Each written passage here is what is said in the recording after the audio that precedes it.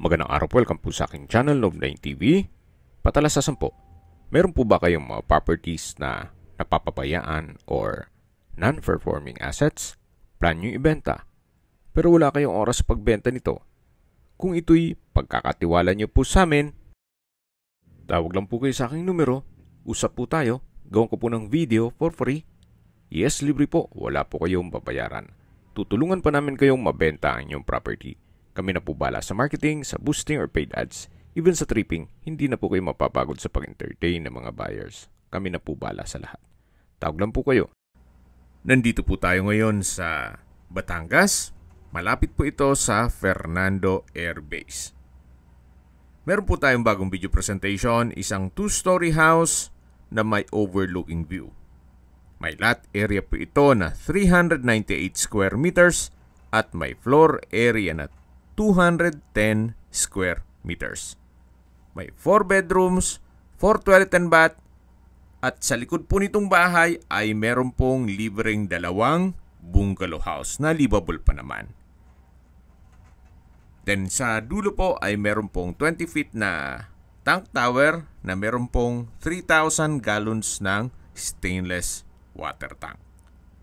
Yan naman po in case ng water shortage. Nakabakod na po buong property at meron pong steel gate. Ito po'y titulado, buhay po ang may-ari, kaya wala po kayo maging problema sa documentation o sa transfer ng title. Napakalaki pa po ng bakanting lote dito sa harapan na kung saan kakasya po ang 4 na SUV.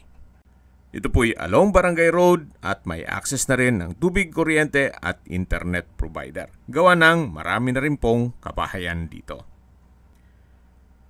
Ito po'y fully furnished, kaya lahat pong gamit na makikita nyo ay kasama po pera sa personal stuff ni owner. Halos hindi naman po ito natirhan, gawa ng nasa ibang bansa po sila.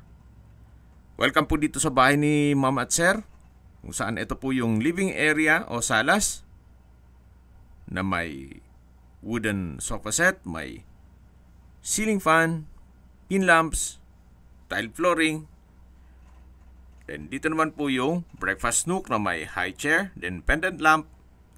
At yan po yung formal kitchen. May kitchen countertop,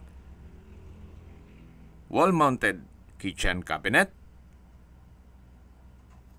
Then may refrigerator. Hanggang dito po ay naka-tile flooring. Meron din pong storage ng kitchen utensils, stainless sink with faucet, at may pass-through window. May gas range and range hood, at dito naman po yung common toilet and bath na kung saan naka-PVC door po ito.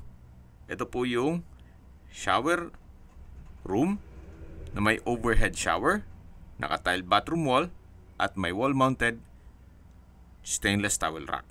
Dito naman po yung banyo na may hand wash basin, then water closet, at ito'y naka-tile bathroom wall. Meron din pong bathroom window. Ito po yung access door papunta sa likod ng bahay na kung saan ito po yung tinutukoy ko na may dalawang bungalow house. Balik po ulit tayo dito sa loob. Dito naman po yung dining area na may dining set. Meron pong modern light fixtures. Maayos naman ang pintura ng ceiling at wall. At sa dulo po matatanaw natin yung hagdan o staircase. Then yung main door. At dito naman po ay may kwarto. Kung meron man po kayong PWD or senior citizen sa pamilya, itong kwarto na to ang para sa kanila. High ceiling, tile flooring. Sa dulo po ay meron pong sliding window glass. At meron pong wardrobe. So ito po yung unang kwarto na naka-solid wood door. Labas po tayo. Yan po ulit yung living area o salas. Then dito naman po yung breakfast nook at yung formal kitchen. Then doon naman po yung dining area. Ito po yung hagdan na naka-wooden staircase, wooden handrail at tubular railing. May glass blocks po dito sa staircase na nag-serves as natural sunlight. Samahan niyo po ako, akyat po tayo. At nandito na po tayo sa second floor. Yan po yung common toilet and bath. Mamaya po check natin yan. Yan po yung hallway. Papunta sa balkonahe. At check po muna natin itong master bedroom. May split type aircon, customized headboard, owning type window glass with blinds, then wooden design itong tile flooring, at dito naman po yung walk-in closet na may drawer and dresser, wooden door, then tile flooring, at dito naman po yung banyo, toilet and bath na may hand wash basin, water closet with bidet. Ito naman po yung shower area na may shower curtain, may hot shower set, overhead shower, at may bathroom window. Naka-tile bathroom wall na rin po. So ito po yung walk-in closet at banyo ng master bedroom.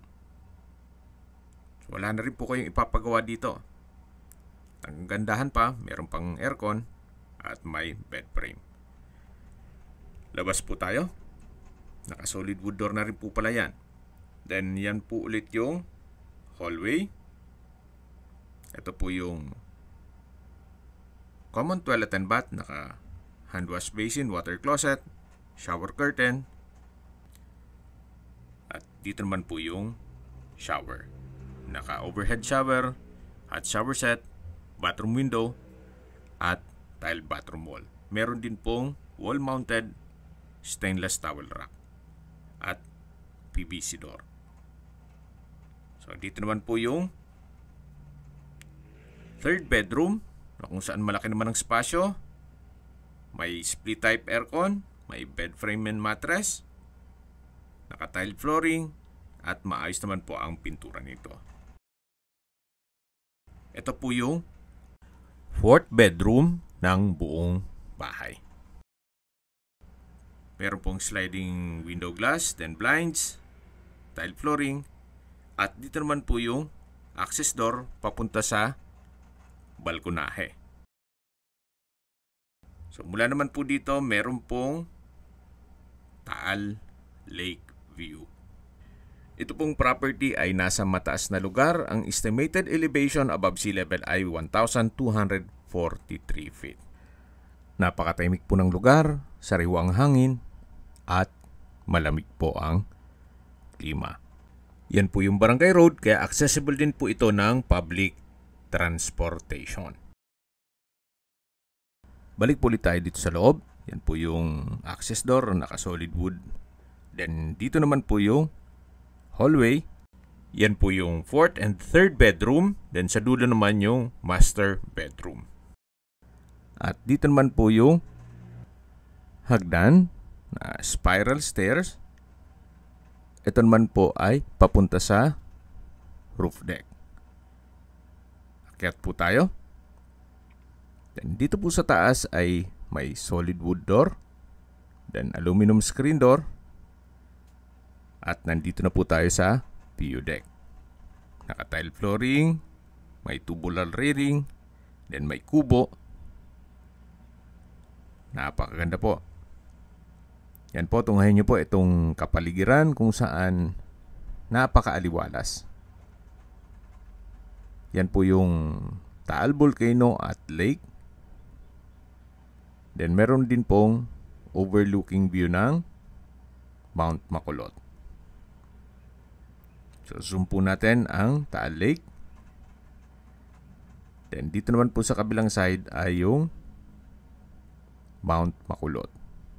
At habang pinagmamasdan niyo po ito, pag-usapan natin ang distance, location at travel time. Mula po sa Fernando Air Base, ang distance is 4.1 kilometers at ang travel time is 10 minutes. Mula naman po sa De La Salle at Robinsons Mall, Lipa, ang distance is 6.9 kilometers at ang travel time is 20 minutes. Mula naman po sa Lipa Medics Hospital, ang distance is 7.8 kilometers at ang travel time is 23 minutes. Yan po yung lagi kong binabanggit sa aking video na dapat nyo i-consider sa paghanap ng property yung meron pong malapit na hospital. Hindi ko naman po sinasabing sakitin kayo. Yan naman po for emergency purpose lang naman. At mula naman po sa SM Lipa, ang distance is 9.6 kilometers at ang travel time is 27 minutes. Mula naman po sa Manila o sa airport, ang distance is 78.3 kilometers at ang travel time is 1 hour and 20 minutes. Sa mga nag-skip po ng video, summarize ko lang po, may lot area po ito na 398 square meters. May floor area na 210 square meters. May 4 bedrooms, 4 toilet and bath. May view deck, fully furnished, at along Barangay Road. Tungkol naman sa dokumento nito, ito po'y titulado, buhay po ang may-ari, kaya wala po kayong maging problema sa documentation o sa transfer ng title. Halos hindi naman po ito natirahan ni owner, gawa ng nasa ibang bansa po sila. At check na po natin yung tinutukoy ko na bungalow house. Ito naman po'y hindi na sinama sa computation sa pagpresyo ni owner. For free na po yan. At konting ayos lang po, pwede pong gawing guest house. Yan po yung common toilet and bath hanggang sa dulo po ang property. Okay, sa presyo na po tayo. Binebenta po ito ni owner sa halagang 9.8 million pesos net. Ibig mong sabihin, si buyer na po ang sasagot sa lahat ng taxes at expenses with regard to documentation. Ito pong kubo sa dulo ay hindi nakasama yan. Itong dalawa lang po. Itong maliit na yellow house at dito naman yung pangalawang bungalow house. Ito yung common toilet and bath, itong color orange. At yan naman po yung back view ng 2-story house. Matatanaw naman natin yung kubo. So may mga split type aircon na rin po. Kaya hindi nyo na kailangan magpalagay ng aircon. May libre na. Then dito naman po yung setback na papunta naman sa harapan ng bahay na kung saan pagdating po natin dito ay yung garahe na. At matatanaw naman yung steel gate. Kung may mga katanungan po kayo, tawag lang po kayo sa aking numero. At sa mga kababayan naman natin nasa ibang bansa, meron po akong WhatsApp, Viber, at Telegram. Same number lang po, 0917-316-3399. Sa mga nagtatanong naman po ng aming Facebook, meron po aming Facebook page na Nov9TV at Facebook Real Video. Meron din pong TikTok at Instagram. May ibang YouTube channel po kami, the Nov9TV channel, Nov9TV Listings, Nov9TV On The Spot, Nov9TV Updates, at Nov9TV House Rental. Sana po naibigyan nyo ang video presentation. Paki-like and subscribe na lang po sa aking channel para ma-update din po kayo sa aking future listings. Kung sakali po hanap nyo yung mas malaking sukat ng lupa, meron din po kami ibang listings na pwede nyong pagpilian. Huwag po kayong mag-atubiling tumawag sa amin. Then, let us know your budget para malaman namin kung anong property pwede naming ilog sa inyo. Sa lahat pong viewers, subscriber at nagtiwala po sa amin, salamat po sa suporta. Ingat po kayo lagi at yung pamilya. Maraming salamat po.